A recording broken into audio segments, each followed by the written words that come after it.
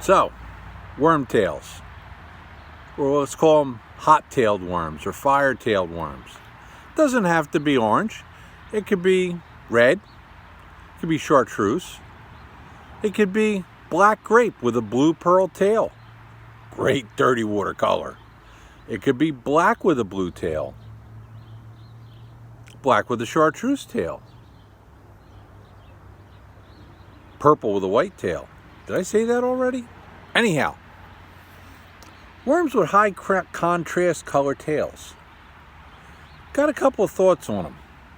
Number one, stuff like that generally works for me in water visibility of 3 feet or less. Okay? So 3 feet or less is when it works the best. Will it still work in clear water? Abso-friggin-lutely. But you better have some clouds or low light conditions. Okay? Will it work some in clearer water? Okay, yeah, some. But the best time for it would be 3 feet of visibility or less. And when you go to the really bright colors, the chartreuses and the fire type of reds and the oranges and stuff like that, generally 2 feet or less of visibility. Great in tidal water, great in murky water. And I think overall, I definitely catch more fish on contrast color worms than just maybe a straight up color worm in those conditions. If I'm fishing clear water, straight green pumpkin,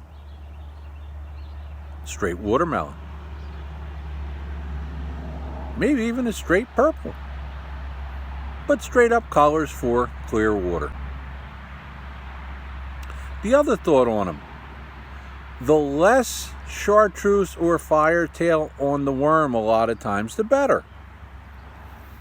And it's funny, a company like Culprit that made a curly tail worm like this for a long time.